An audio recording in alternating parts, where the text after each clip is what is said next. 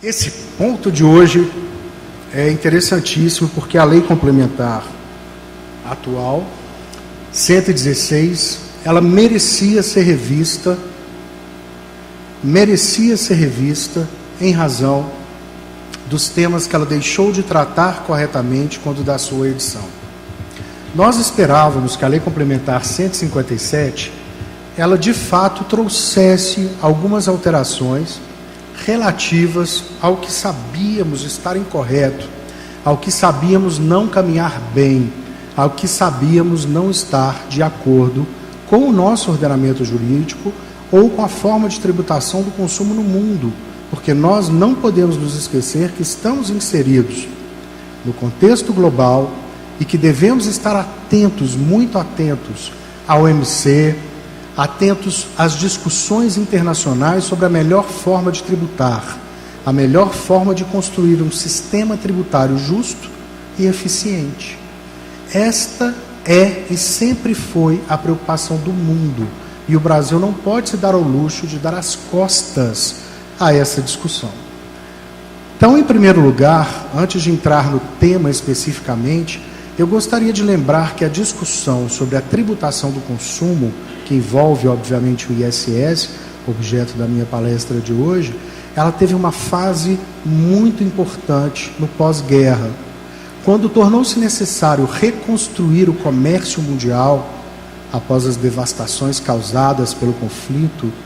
O mundo inteiro, em Bretton Woods, resolveu discutir qual a forma mais adequada de se alcançar esta riqueza, tentando também alcançar os dois objetivos, sistema justo e eficiente, ditos anteriormente. Naquele momento, chegou-se à conclusão que o melhor seria desenhar um tributo que pudesse atender estes requisitos, um tributo criado em laboratório. E nesse momento, chegou-se à ideia do imposto sobre valor acrescido, com um cuidado que nós aqui esquecemos no Brasil na Carta de 88, quando, além de não adotar essa ideia de um único tributo sobre o consumo, ainda resolvemos dar nomes muito complexos para estas exações. Naquele momento, no pós-guerra, 45, decidiu-se que esta tributação sobre o consumo deveria abranger duas riquezas. A primeira delas, transferência onerosa de bens corpóreos.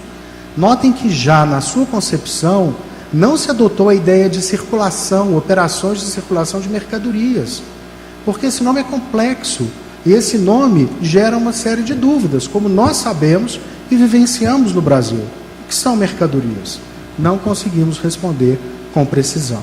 Eles já adotaram então a transferência onerosa de bens corpóreos por forma correspondente ao exercício do direito de propriedade, que abrange as mercadorias e abrange também bens imóveis.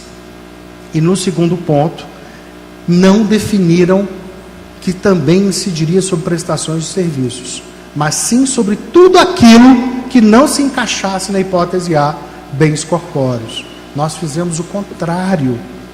Nós resolvemos chamar esse tributo sobre o consumo, nesta riqueza de serviços, de incidente sobre as prestações de serviço.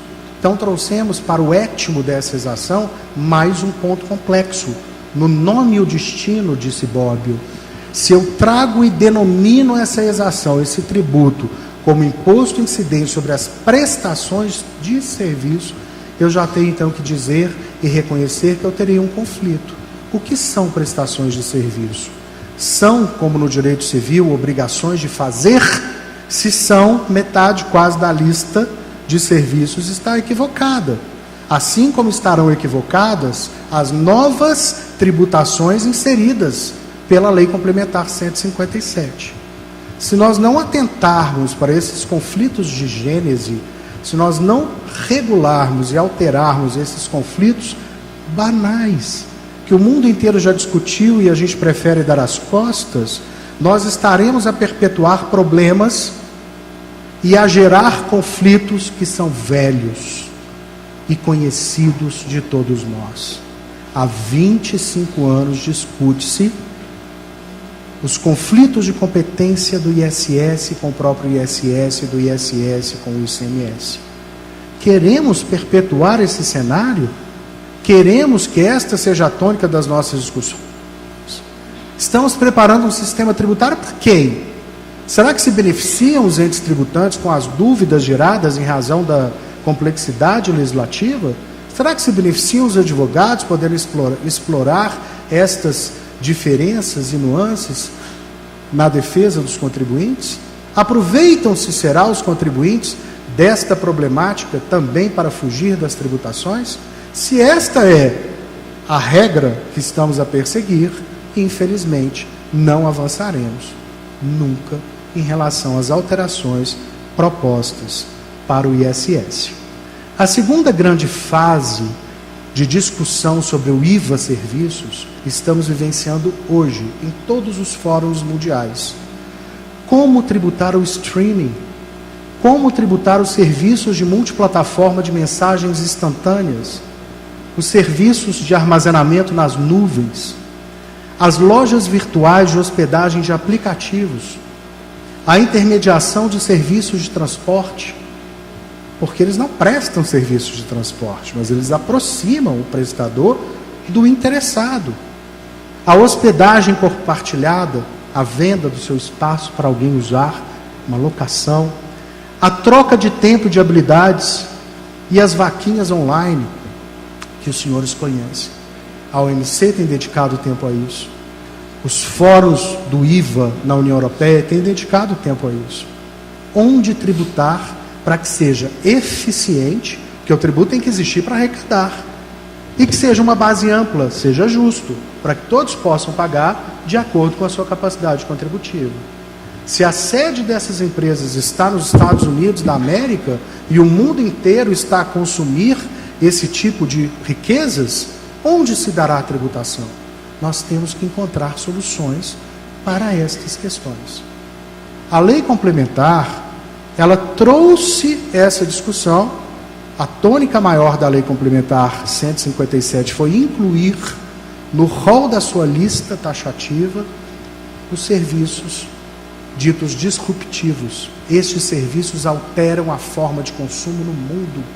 Estamos diante de um universo novo e que merece realmente que vamos nos debruçar sobre ele e vamos ter que encontrar a melhor forma de tributar.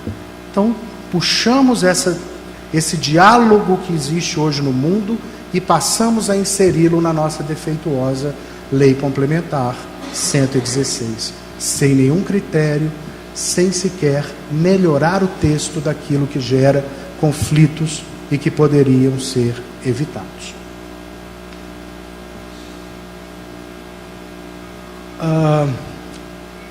Concluindo essa primeira parte, eu gostaria de dizer que o melhor livro que eu encontrei sobre o assunto, um professor de Harvard, que trata sobre o dilema da inovação, onde ele pontua a dificuldade mundial de alcançar justamente o equilíbrio entre a permissão que essas tecnologias avancem, prosperem, possam existir sem a intervenção do Estado, inclusive por meio de tributos, mas, por outro lado, jamais deixar de alcançar por tributos essa riqueza, porque elas devem ser tributadas, mas devem ser tributadas de forma adequada. O sistema tributário ideal, ele deve ter estas características, segundo Versano, e nenhuma delas foi observada nesta importante alteração da Lei Complementar 157. E eu vou pontuar porque eu cheguei a essa conclusão. Primeiro ponto, a Lei Complementar 157 incluiu no rol das hipóteses tributadas todas as tecnologias disruptivas, inclusive ampliando problemas que nós já conhecemos. A velha discussão da tributação do software. Será que não vamos nunca chegar a uma conclusão se incide ICMS ou ISS sobre o software? Essa questão se alonga e se arrasta no judiciário, e o que vivenciamos e testemunhamos é a insegurança dos contribuintes. Isso não é desejável em nenhum sistema tributário ideal como o de Varsano. A lei complementar pretendeu também combater a guerra fiscal entre os municípios apenas, com a determinação agora explícita na lei própria, complementar própria, de alíquota mínima de 2%, corrigindo, de carga tributária mínima de 2%. Nenhum município do Brasil pode conceder uma tributação do ISS menor que 2% de carga tributária, considerando-se aí benefícios fiscais, qualquer tipo de crédito presumido e etc. Todos nós sabemos que isso já estava em vigor por força da emenda constitucional número 37/2002, mas que, em sede própria, acreditamos que terá um efeito significativo. E o segundo ponto, que não se trata também de uma novidade, o professor Flávio Bernardes pode até me corrigir, responsabilizar todos os prefeitos, enquadrando-os no ato de improbidade administrativa, na lei própria, que pode causar inclusive o afastamento do cargo, era algo que já vivenciávamos e agora passa a fazer parte da lei. Essa guerra fiscal, sem dúvida, deve ser combatida, mas esse não é o principal, nem de longe, problema da Lei 116 do ISS. Porque ela não resolveu o conflito de competências entre os municípios. Eu vou dar 2 exemplos para que meu tempo seja respeitado. O primeiro grande conflito que estamos a vivenciar diz respeito ao item 14.05, que poderia ter sido melhorado e o erro poderia ter sido corrigido. Todos nós sabemos que as empresas hoje utilizam-se, lançam mão das terceirizações. Parte da sua industrialização é realizada em outros estabelecimentos porque tem especificidade maior, capacidade mais desenvolvida para prestar aquele tipo de serviços. É regra mundial esta parte da industrialização de qualquer produto ser realizado até em outros países. E no Brasil isso tem sido nós estamos vivenciando um grande problema em relação à tributação. Por estar ainda na linha da produção, eu entendo e acredito que deveria estar sujeita ao ICMS qualquer industrialização intermediária realizada no ciclo econômico, para que de fato seja respeitado um princípio caríssimo ao ICMS, que é o da não cumulatividade. Dentro de um ciclo econômico, exigir o ISS que seja de 2% a 5%, mas não cumulativo, torna os produtos mais caros, atenta aos princípios mais básicos da economia e ofende ao princípio da não cumulatividade do ICMS. Todas as vezes que uma empresa mandar fazer parte da sua industrialização fora, eu entendo que deveria ser exigido o ICMS e não o ISS. Esta era a regra da lei anterior, do Decreto-Lei 406. A Lei Complementar 116 causou um certo, pretendeu alterar isso, e isso foi confirmado agora. Na alteração da Lei Complementar 157, foi mantido, e nós teremos 20 anos, longos anos, ainda de debate, para descobrir se devemos, nesta operação, pagar ICMS ou ISS. Senhores, não há nada mais desonesto do que não esclarecer ao contribuinte, aquele bom, correto, que quer pagar os seus tributos, a que Deus ele deve servir. Isso é muito constrangedor. Você não ofertar com clareza qual tributo deve incidir em determinado momento da vida de uma empresa. Isso é absolutamente desonesto. E essa questão poderia e deveria ter sido resolvida na Lei Complementar 157. Este é um exemplo muito importante, mas entre municípios eu entendo que o maior problema vivenciado pela Lei 116 refere-se ao artigo 3º e 4º da norma, que não consegue estabelecer com clareza qual é o município competente para exigir o ISS no Brasil.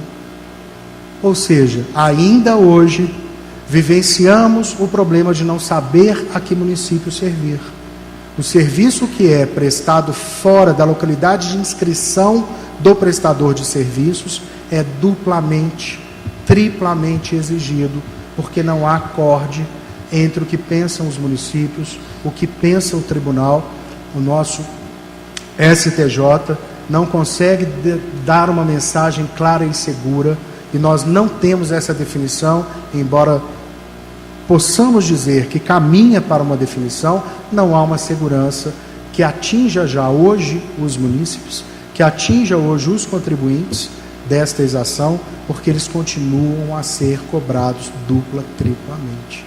E isto não pode prosperar, isso é antieconômico, isto não é eficiente, sequer para os cofres públicos, porque os grandes contribuintes, o que eles fazem? Nos procuram e nós vamos consignar este valor em juízo.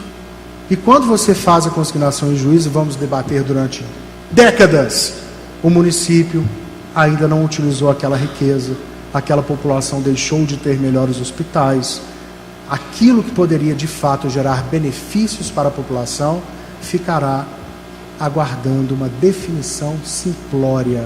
Quem é o município competente para a exigência desse tributo? Então, se tivemos longos anos para preparar uma lei complementar que viesse atualizar e alterar a 116, pecamos nesse sentido.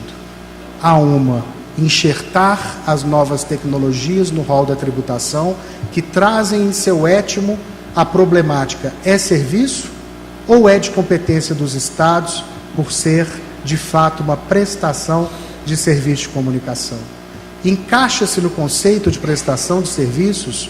Devemos ainda seguir a teoria civilista de que ela se dá apenas nas obrigações de fazer?